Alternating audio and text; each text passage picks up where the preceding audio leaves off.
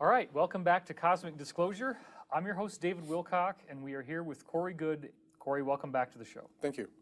So in our last update, we had just gotten up to the point where the dark priestess of the underworld, Mara, had materialized in your room, was acting very sarcastic as if she had complete control of the situation, and was then portaled back by the Anshar and put in stasis. But they did give you a warning, right? They said that others like her could show up. They stated that there would be some of her kind coming to look for her. Okay. Meaning that they might also visit you as well, and you'd have to defend against that. Right. Let's go from what happens next. Sure. And for the record, none of Mara's people have approached me since then. Okay. It's been fairly quiet. Most of my experiences have now been with this MIC SSP. I've been picked up a number of times, and in the meetings, I've been giving no questions briefing by the two airmen that had assisted me up and down the stairs of the craft. And that means you're not allowed to ask questions? No questions. You just sit there and listen. Okay. And they were filling me in on more information about Antarctica, what has been discovered down there, how it's being processed, how they plan on presenting it to humanity in stages. Okay. As well as I was having meetings with who we call Sigmund, the commanding officer, and he has also been sharing interesting information with me, some of which I can't even discuss because it has to do with upcoming meetings that I'm going to have more of a terrestrial nature. Okay, so then we've covered the thumbnail of that. Have you also been having Anshar meetings? And if so, what's the gist of those? I have had a number of Anshar meetings, a lot of them, Kari also preparing me for upcoming terrestrial meetings I'm going to have, letting me know that she's going to, for me not to be so nervous, I'm pretty nervous. She's letting me know that she's going to help me in the process. She's going to be giving me information to communicate. I've also been picked up one time by the Anshar and taken down to Antarctica. Okay, so when we last spoke on this show, we had discussed the idea that there was interesting stuff going on down in Antarctica, but we hadn't really gotten into this big thing that you were withholding from me. You couldn't even tell me, and we couldn't talk about it on the show. And that's where our Endgame 2 update begins. So what was the information that you were getting for months that you couldn't tell me and you couldn't talk about on this show that we're now cleared to talk about? What's going on down in Antarctica? Well, according to Sigmund's men and Sigmund, they have made major discoveries. In 1939, the German expedition to Antarctica had discovered big slabs of rock with ancient writing on them, and they had taken a bunch of photos with them. And after that, they started a lot of secret expeditions. So these are things that would remind us of stuff like Stonehenge or the pyramids or something like that? A little more like Pumapunku or something that, is really torn up and scattered. Okay. So after the Germans had discovered this, they started to not really excavate for archaeological reasons. They started to clear out areas and begin to use them that they found. They found in cave areas ancient civilization artifacts, and they just moved them out and moved their military groups in and created bases. So they weren't real interested in the archaeology in the beginning, which sounds not very much like the Nazis, since they had archaeologists combing, combing Asia, looking for certain. Especially groups like Black Sun and Vril, where it seems like they are very interested in this ancient history. Right. It seemed their mission was to hurry up and build this base. Right. That was the primary. Well, the clock was ticking. They knew that they weren't going to be able to pull it through on World War II. Right. So they had been, looking into it, doing some digs here and there over the decades, leading up to where they ended up working with the Americans, the industrial complex, military-industrial complex. And they were doing excavations all throughout the decades, going all the way back, from the 50s and 60s. Mm-hmm. Now, since then, in around 2002, they started bringing in actual professors and archaeologists from universities. And these are some people that we would know. If you're into, academics, these are people that we will know that have been going and doing digs and research in Antarctica. And these people have been told that, that's 14 years of research they can't tell anyone about. And they've been promised that they are going to be brought out in front of the press and allowed to give a briefing and present the documentaries they've made and all of the information they've collected to the people. And one of the stunning things was that you were being told we had to write Endgame 2 as fast as possible. Yeah. And 2 hours after it comes up, tabloids like the Mirror and the Sun start repeating this same data that we were getting. And then the next day after we put the update up, one of those same tabloids, I believe it was the Mirror, actually said that there was a team of scientists that had been in Antarctica since 2002, which you'd already told me on the phone. I hadn't remembered to put it into the article, but you'd already briefed me on that. And then there it is in this freaking tabloid. And that, to me, was just so amazing, the level of public confirmation of this stuff. Right, I was being told that we were going to get scooped, that we had to get the information out immediately. And so you were being told before that came out that, in fact, they had been there since 2002. Yes, and what they were finding there is what blew my mind even. They were finding ancient technology that they were finding spacecraft that had been cannibalized to create a new civilization, cities, and so forth. They found areas that were laboratories for genetic experiments, which apparently genetic experiments had run amok among these pre-Adamites. We were finding all types of different humans around, even humans with tails, short humans, tall humans, all different types of humans, along with this original pre-Adamite being that crash landed here somewhere between 55 and 60,000 years ago. What is a pre-Adamite? The alien group, non-terrestrial group, that once inhabited Mars and Maldek, after there were catastrophes, mostly from their own doing in war, they then... This is 500,000 years ago. Right, 500,000 years ago. Then they end up on the moon for a period of time. And then somehow they ended up getting chased off the moon. There were some attacks that occurred. And after that, they fled, but their craft were too damaged to leave our solar system or make it to another planetary sphere. So since they had to crash land on Earth, they decided they would go to this one continent that still had working ancient builder race technology. That was, how old are we talking now? The information that was given to me was 1.8 billion years old. What do you mean by technology? Well, they only had the technology that they had on these three craft with them. That's all the technology they had. So they had to cannibalize and repurpose that technology from the spacecraft once they had crash landed. And there were three that were extremely large. They were motherships. And they were referred to as the Nina, the Pinta, and the Santa Maria. So just to be clear, it's not that there's any actual name connection. It's just that Columbus's three ships were called the Nina, the Pinta, and the Santa Maria. So it's kind of like a tongue-in-cheek joke that you have three motherships that crashed on this continent. Right, and they have several of those tongue-in-cheek references in this report. And I want to point out that this was one of the absolutely stunning details in which I start to ask Pete on the phone, do you know anything about Antarctica? And he independently says they're going to announce that they found a mothership. He only knew about one. A mothership that was 30 miles wide, mostly circular in shape, that's been found under the ice. Right, and so far they've only exposed the area about the size of an ocean liner. But in doing so, they've gained access to one of these ships, and they've been going in, flying the craft around that were inside it, checking out. They went inside this 30-mile wide mothership, and they found craft inside the mothership? Yes. And they've been able to fly those craft? Yes.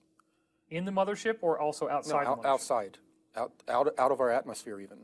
They found a number of different types of craft that had different uses, one of which was a very ornate craft that was sort of stupa-shaped. Like the Tibetan shrine that we see Right. so often. And they were referring to them as Vimanas. Really? Inside the program, they were calling them Vimanas. Whether they are or not, I don't know. But these were only for transporting around the royals. They were different than the other craft. They were decorated and had gold on them and were very ornate. And you said that the beings that were inside these craft were pre-Adamites, but could you just give us a description of what that means? Yes, they range 12 to 14 foot tall. They have elongated skulls. They were very spindly, thin. Like Akhenaten, Right. Nefertiti, and their children, such as Meritaten. Right. And the men had a flabby pocket on their chests, kind of a flabby chest. And these beings, What about skin color? the skin color was hard to tell because they had been in a huge cataclysm where some of the bodies, their arms were wrapped around them a couple times. There were big black spots on the skin. They had been under the ice. They weren't preserved like you see in the movies, like an Iceman that you can reanimate. And the biologists that have studied these bodies, done postmortems on them, have said that these are obviously beings that had developed in a much different environment than ours, a lower barometric pressure and gravitational field. Who do you think, or who were you told, shot them down when they made it to Antarctica? Apparently, these pre-Adamites have been in conflicts with the reptilians for a while. These pre-Adamites, they stated, were not good guys at all, but were in some sort of a conflict with the reptilians and had actually kept the reptilians in check here on the Earth during that time that they had crash landed here. There had been a couple other smaller catastrophes that had happened where they had lost their power, and the reptilians always find an opportunity to come back in a moment of weakness. So does it appear then that wars between pre-Adamites and reptilians occurs almost from the beginning of when they got here? Exactly. Okay. But after these cataclysms that occurred on Earth, the pre-Adamites and the reptilians sort of had a truce or a treaty. And after that point, the reptilians pretty much controlled all of Antarctica, and the pre-Adamites had zero ability to get access to their ancient technology, their libraries, everything was down there. Right. The people that survived the cataclysm were mostly the genetic experiments. They had created hybrids because they could not operate in our environment very well. And they created hybrids of them and the humans that were here on Earth. So after the cataclysm, all of the main pre-Adamites that were pure blood were down in Antarctica when it occurred. So there was a group of these of this pre-Adamite bloodline that was in the Central America, South America region, and there was another completely different bloodline group, both royals, in Asia and Europe.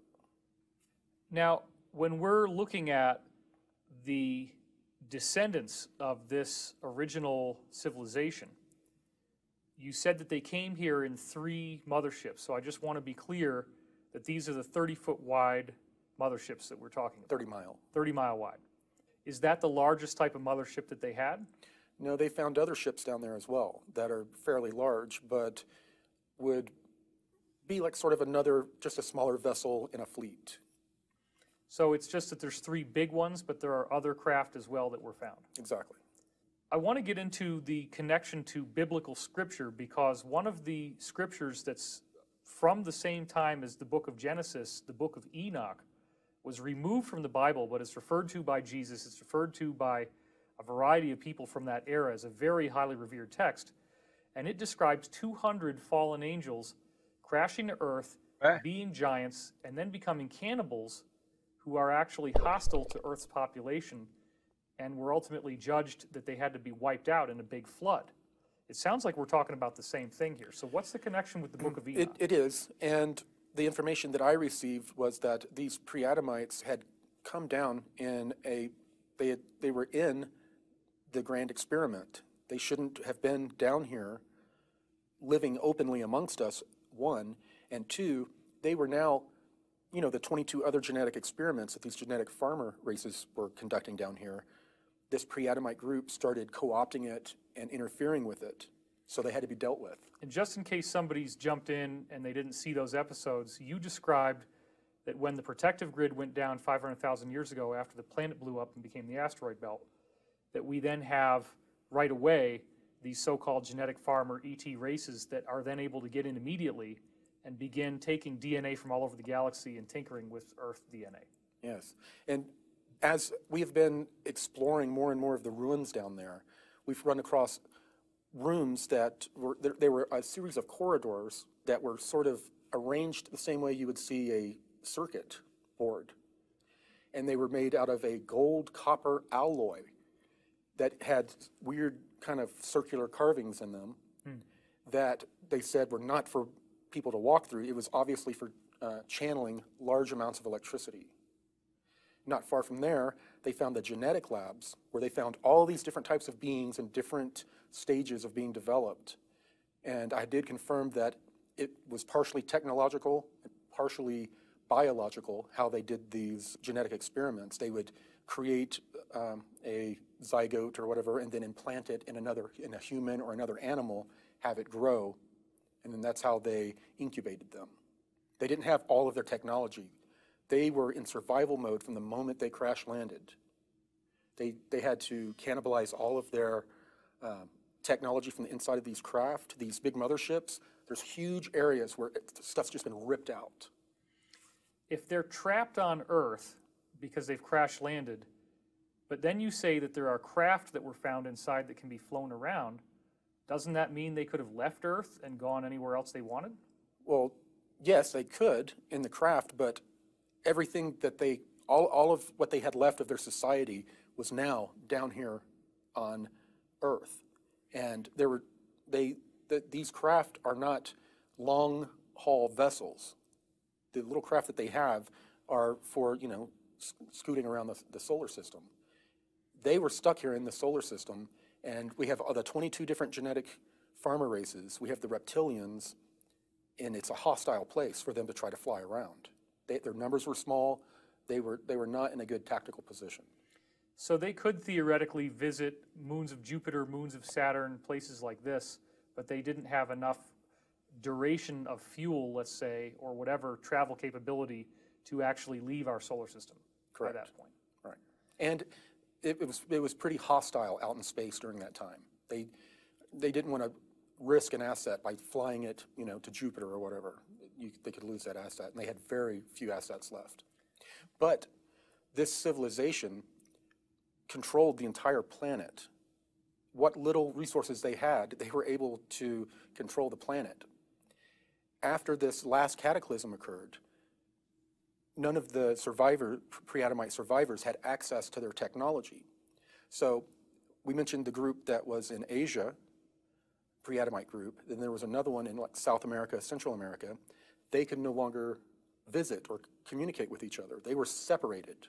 After the conventional Atlantean catastrophe we're usually Right. thinking of. Right, and they had always had some sort of a competition between these two bloodline groups, even before the cataclysm. This whole bloodline of these Cabal or Illuminati type people, they trace their bloodlines through these pre-Adamites. So in the book of Enoch, they're describing this group as the fallen angels. Mm-hmm.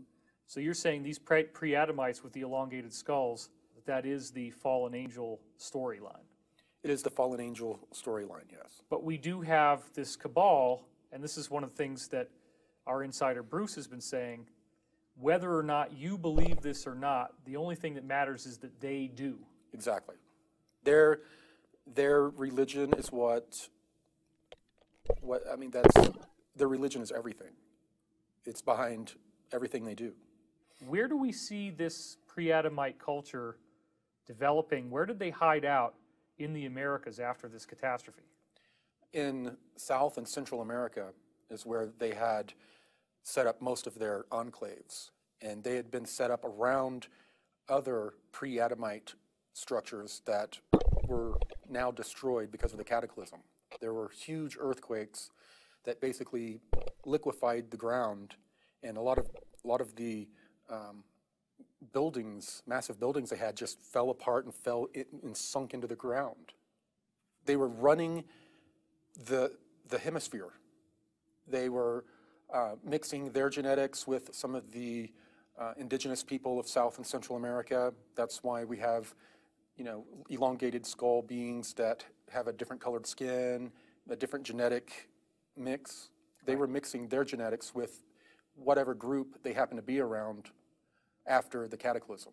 And going back to the Illuminati religion being based on a lot of this, what this group did, the pre-Adamites, you can now see why all of these interesting people have been making trips down to Antarctica recently, including Kerry on Election Day. Right. And even some of the royals have gone down there. And now I'm speaking about the idea of some very interesting cargo that was found in those motherships. So could you describe what this precious cargo was that they still had on those ships? Well, they had a number of beings that were in stasis. The information I received was that the surviving pre-Adamites, the bloodline that originally came from another planet, had put themselves in stasis before this cataclysm occurred, about 12,800 years ago. They have not awoken them yet. They're trying to decide what they're going to do. Now, another interesting note, we do have these archaeologists and employees of various universities that are down there excavating and documenting all of this. But what they have done, they being the cabal, I guess you'll say, they have used these large electromagnetic submarines that I discussed earlier to take a lot of archaeological items that they had found in other digs that they were keeping suppressed from humanity, and they had them in huge warehouses. They were taking some of these artifacts down to Antarctica and seeding them in this one large dig that these archaeologists are going to make public. They are also removing any body that does not look human. And a lot of the human bodies, they don't look like they were slaves. They have tunics that have gold thread weaved in the tunics. They look royal. So they're planning on giving us a sanitized disclosure, and then over time, they will disclose the military-industrial complex secret space program. And after they do that, they'll say, oh, by the way, yeah, we've got this fairly advanced secret space program, and while we've been out to other planets, we have found very similar ruins as we have found in Antarctica. So they're going to try to trickle the information down over decades, and not immediately tell us about the ships they found and the high technology and non-humans. You're not talking about necessarily something that you pick it up and it projects a holographic. Out-of-place archaeology. Okay. They hide certain artifacts to keep the narrative alive of, the Earth. We only have 6,000 years of civilization, therefore. And you say that they're actually finding those genetic remains down there now. Right, and a lot of the like us humans, that they found under the ice, and this was they had obviously been hit by a huge wave that then somehow flash froze. And an ocean wave. An ocean wave, yes. And all of the bodies were they jokingly, tongue-in-cheek, referred to it as the Pompeii on ice, because of the way all of the bodies were found, some of them huddled together. It was very similar. Could you describe for us what you have personally seen? Obviously, you're getting no-question briefings, but what have you personally seen of what you're talking about? I was taken by the Anshar in one of their egg-shaped craft down to Antarctica, and Gonzalez was with us. When we were taken down there, Gonzalez had this like a rucksack that looked like it was military, human military. Okay. And when we went down there, he was taking out this, like a core sample thing that had a handle on it and a little camera on the end with these long needles looking things that twisted on. And he was walking up to each of these bodies, taking either a picture or a video, I don't know, and then sticking the core the needle in the body, twisting it, pulling it out, and then dropping off the core sample in these little plastic test tubes, and then putting them in the bag as he And was when you going. say these bodies, you mean like pre-Adamite giants? Pre-Adamite bodies, there were these hybrids I personally saw in a fetal position, a very short human that had a tail. You could see the folds of the skin going down on the back, and then the tail kind of twisted out and was frozen. So he was taking genetic samples. And in the meantime, just before this, the Inner Earth groups they took us through a wall that hadn't been excavated yet. You could see just a piece of stone sticking up out of the ice and snow. And it wasn't far at all. There was an excavation going on. There were tall lights on tripods pointed down into pits, and they were excavating. Mm-hmm. They walked us right through the snow and the wall, and this room lit up. And the room was full of scrolls, books. I mean, it was obviously a library. The two Inner Earth beings walked up to one particular area, like they knew exactly where they were going, opened up this collapsible box, basically, and then started grabbing these metallic scrolls and putting them in the box. They were taking them. And these metallic scrolls were like laser etched with symbols. The stone was... Are you saying that the scroll was metallic, or that it was a metallic container for a paper type They of were scroll? sheets of metal rolled up. Oh, sheets of metal rolled up. And it crinkled as they were picking it up. Sounded similar to tin. Huh. And on them, you could see they were like laser etched symbols. And they were removing those before they were located by the people doing the excavation. I still don't know what was on the scrolls or the significance of them, but when we left, they took them with them onto the craft.